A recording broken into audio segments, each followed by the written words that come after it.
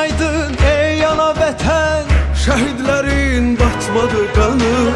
Sefer çaldın bu savaşta sen, Qalib adım gəzdi cahanı, uca dağlar boyandı nura. Kör bulaqlar nəğmə söyləyir. Yollar boyu açıldı günlər, ay ulduzlu bayraqlar qoşar. Xarı bülbül qalxıbdı təzə tər. Bayram edir cəng ilə Şuşa, igid əskər ağ olsun üzün.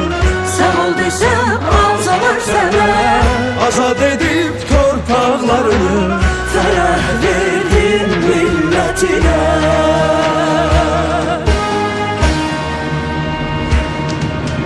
ben bir millətəm, tarih yazan. Zaferim dillere dastan, dursa karşımda bütün cahan. Vermərəm öz torpağından. Ben bir millətəm, tarih yazan.